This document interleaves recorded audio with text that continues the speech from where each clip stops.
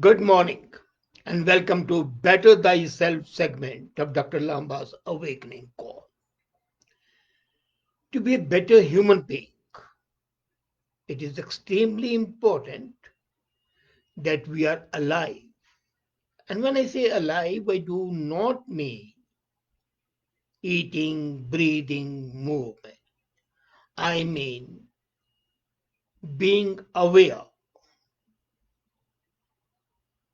Being aware is one of the most important ingredients of being alive.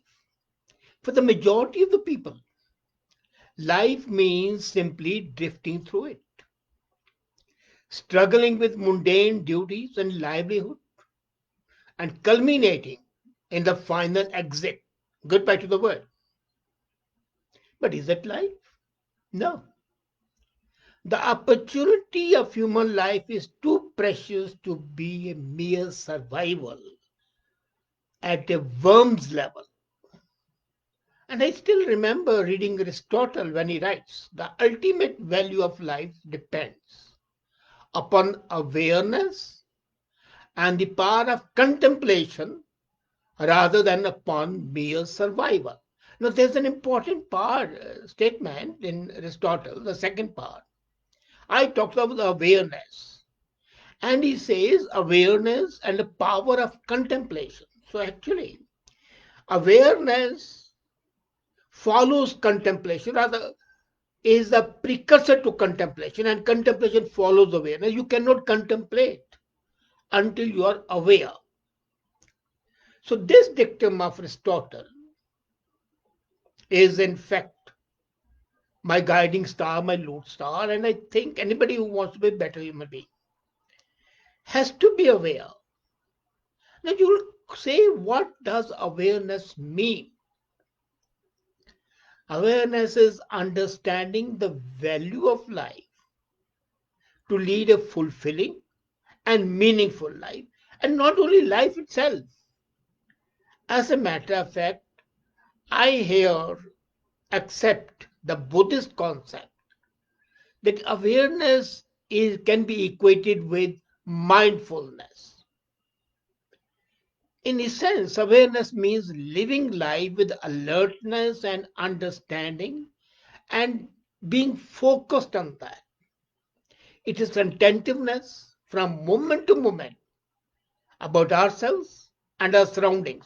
Now, here's a very significant difference.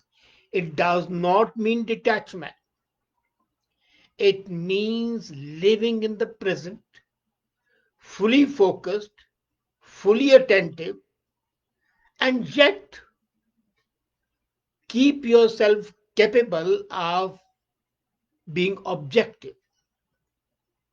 That's the most important thing. Awareness has to be cultivated, it doesn't come automatically. And it has to be practiced so much that it becomes a part of your psyche, your personality.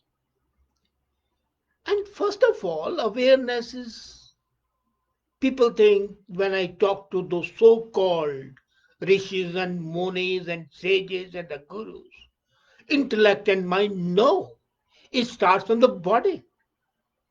If you're not careful about your body, how can you be careful about your soul? And the people say ignore the body and consider soul. Not human beings. We as human beings have to see that our body and soul are not inseparable until you die. That's something different. So you have to be aware about yourself, and you start with the body. Dirty, slummily, unkept, ungroomed. You cannot be if you want to be aware. If you are aware of the dirt outside, why can't be you aware of the dirt on your body? And that would lead to your mind. A sound mind in a sound body, a clean mind in a clean body, a well-groomed mind in a well-groomed body. And then comes intellect. If your mind is not orderly, your intellect cannot be orderly. So these three are interconnected. And that's why you say that the first step is, of course, well grooming. The second step is grooming of the mind and sharpening of the intellect.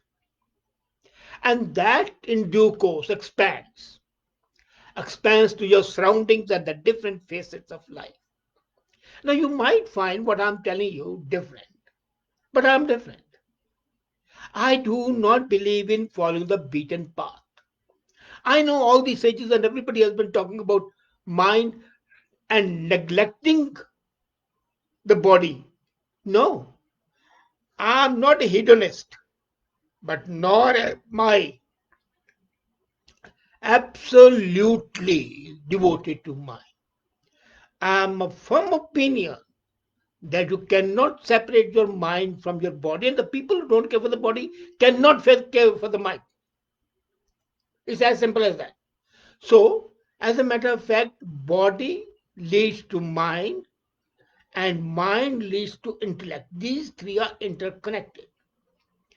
Consciousness about your body results in good health and the timely prevention and containment of diseases. And once you have a sound body, then you can start thinking.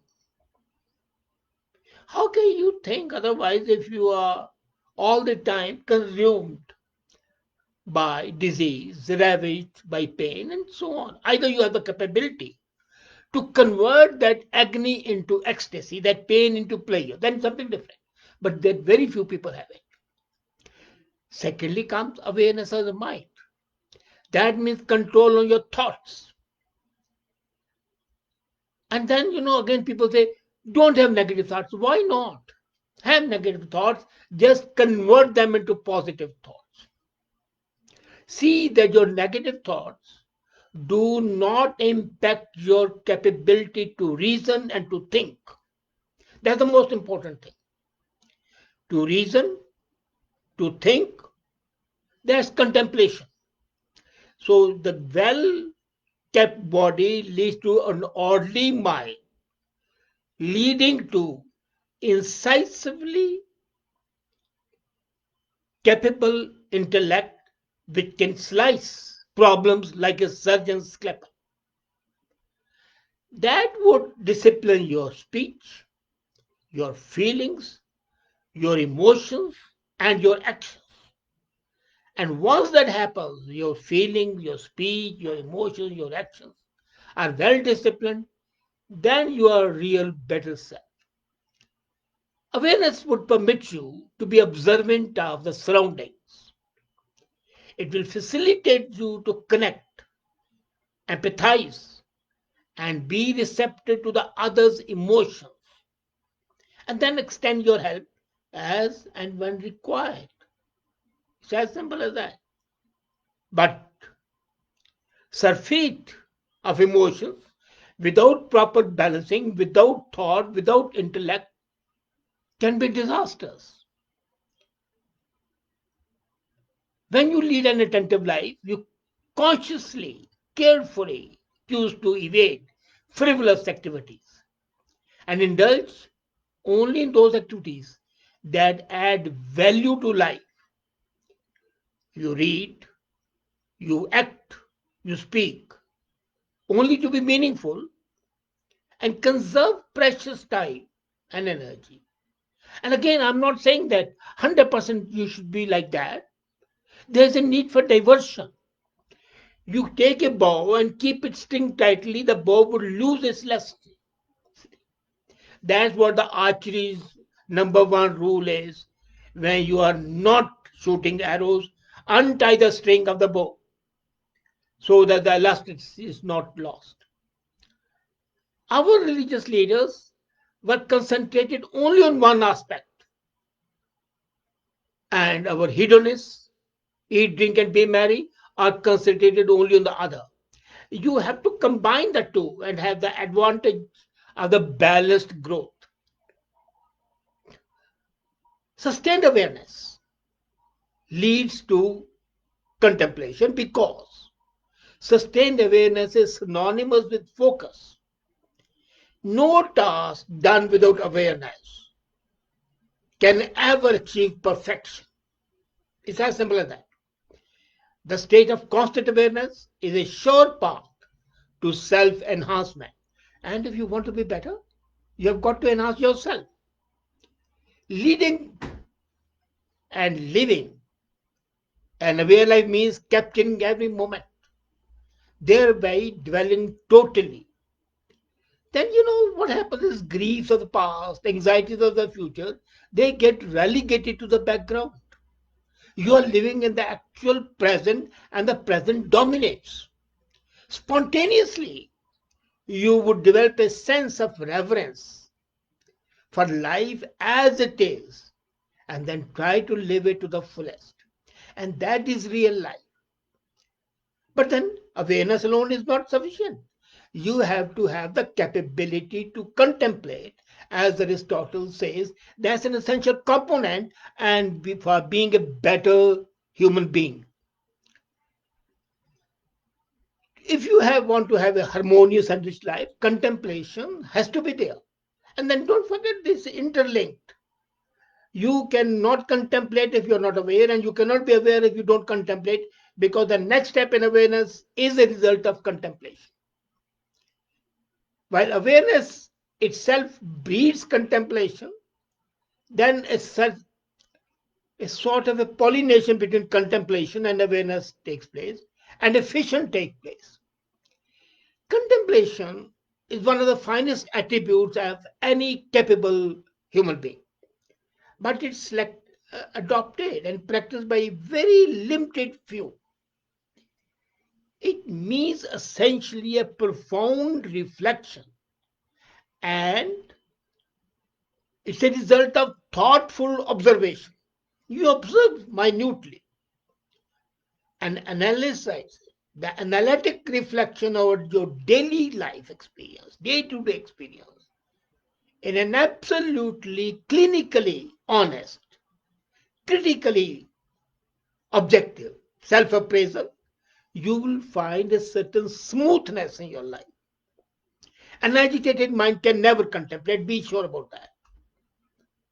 So that's why I said good body, good mind, a peaceful mind. But an agitated mind can reflect. You see, many times when the mind is agitated, it gives you a kaleidoscopic picture, and that enhances the capability. You can concentrate on different aspects at that time. And you would see via contemplation, many problems can be worked with a logical solution. We tend to perceive our mistakes and shortcomings and then make amends accordingly.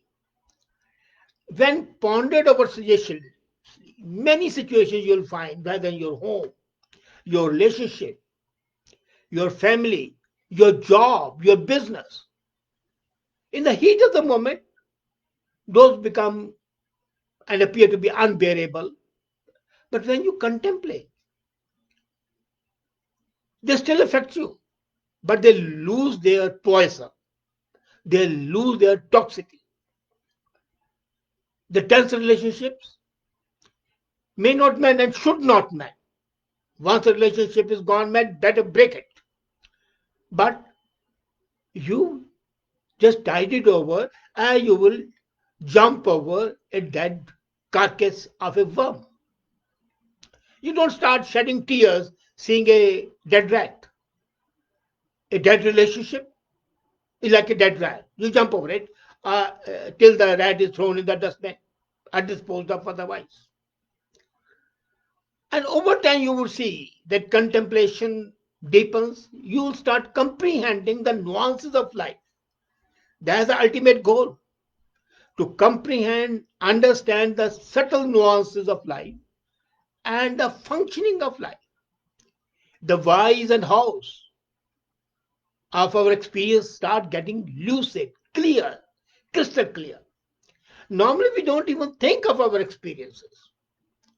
But like Wordsworth, when he talks of the daffodils flashing upon his mind, there's a bliss of solitude for him. For me, recapitulating the past experiences, dissecting them in the present environment, cut off from the noise, and the clutter. Explains to me the value of those experiences. And then you find those experiences at that line. You understand the whys and hows. You would find that those experiences are not random. Each of them, the cause, is impeccably balanced by the effect. So there is a causal connection between each experience and the life you live. The feeling of victimized by life disappears, and you find happiness even in pain. You enjoy the small things of life. You enjoy the care and attention. You enjoy the beauty of life. So when you see situation beyond control, like in this pandemic, awareness of yourself and your surrounding is paramount for your well-being, both physical and mental, and not only yours, but of your near and dear ones. And when you expand that concept of near and dear ones, then of the society as a whole, it's also the time to contemplate deeply on two aspects: faith in yourself. That's the most important thing. Not faith in an outside agency which may not be there or may be there, don't care for that. But have faith in yourself, and it will light the way through the darkness. So, awareness and contemplation are the most important attributes if you want to be a real, good, capable human being and want to be worth being called a Homo sapien. Cultivate these habits, practice them, make them a part of your life, and thus you would better thyself. Thank you.